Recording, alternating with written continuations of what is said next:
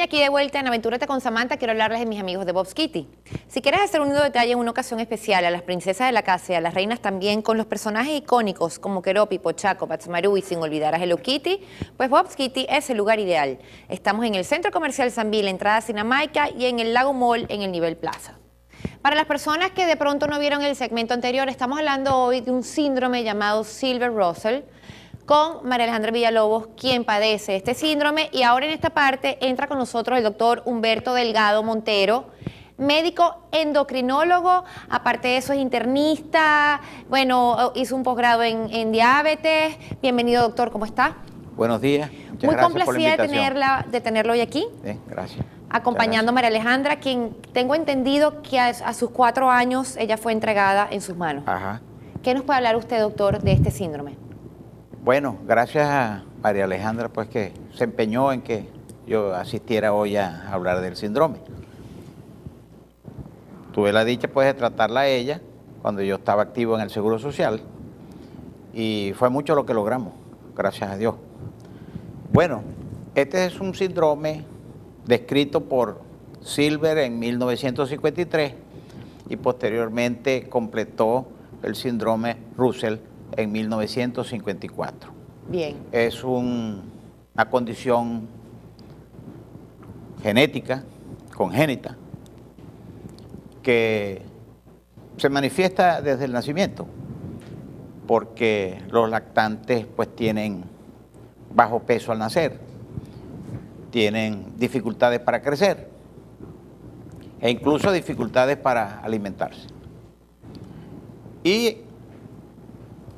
dicen las estadísticas, aunque no se conocen con toda precisión, yo me inclino a pensar que debe haber un caso por cada 100.000 habitantes. Bien. Más bien, porque por ahí hay otras estadísticas que hablan de uno por cada 3.000. Y a mí me parece mejor. Sí, yo me parece que es muy poco. Muy poco, sí. De manera que no es tan frecuente, pero hay que pensar en él. De tal manera que para poder hacer el diagnóstico de este síndrome, lo primero que tiene que hacer el médico es pensar en él. Y dicen que todo lactante que nazca con bajo peso y con baja talla, uno de los síndromes que hay que pensar es este, el síndrome de Silver-Russell. Se dice que 1 de cada 10 pacientes con este síndrome pueden tener problemas en el cromosoma 7 y otros presentan problemas en el cromosoma 11. La gran característica del síndrome, aparte de otras cosas que tiene en conjunto, es la corta estatura. Y aparte de la corta estatura, hay otras características del síndrome, como son, por ejemplo, como ya ella lo manifestó, el dedo meñique, el quinto dedo encorvado hacia adentro. Hacia adentro. Exacto. Por ejemplo. Algunos hablan de que el segundo y el tercer dedo de los pies a veces están fusionados por una membrana. Eso se llama sindactilia, ¿verdad? Puede haber malformaciones a nivel de los riñones y los riñones pueden tener forma de herradura. Puede haber una hidronefrosis, una acidosis tubular renal. Incluso se habla de que el meato urinario en muchos casos está situado por debajo del lugar anatómico normal. Eso se llama una hipospadia, ¿verdad? Aparte de la corta estatura, los dedos de las manos y de los pies son cortos y son gruesos. La cara es pequeña, en forma triangular, con poco desarrollo del mentón. A veces termina en punta y es un poco estrecho. Eso hace que algunos de estos pacientes tengan dificultad para masticar o para hablar. Por eso es que Mari come tan poquito, desde chiquita. ¿Tiene algo que ver con eso? Sí, seguramente que tiene que ver con eso. La otra cosa es que estos pacientes hay que vigilarles la posibilidad de desarrollar bajas de azúcar o hipoglicemia. Hipoglicemia.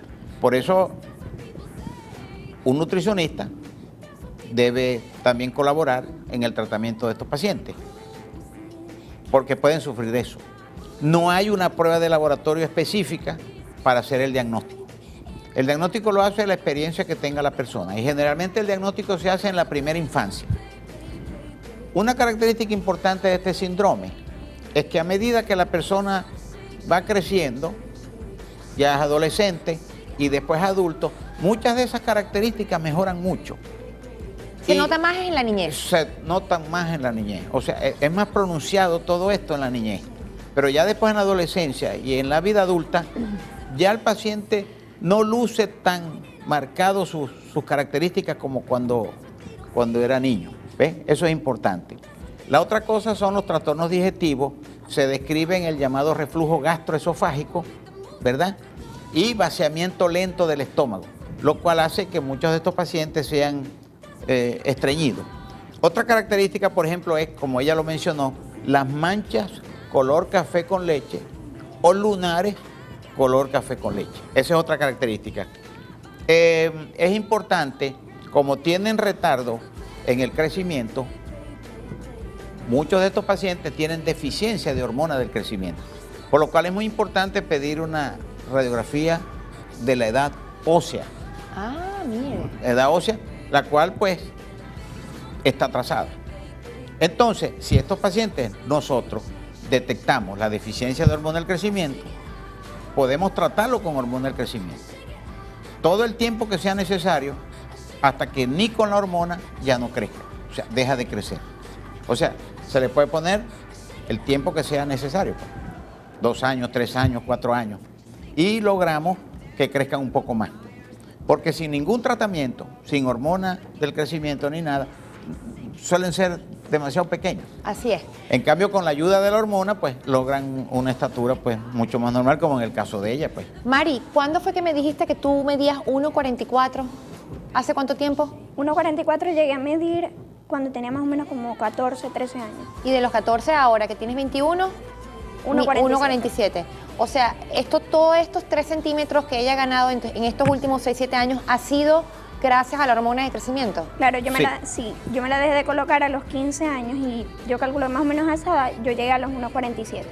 Yo llegué, cuando empecé el tratamiento con hormona de crecimiento todos los días, yo medía 1,20 y tenía 10 años.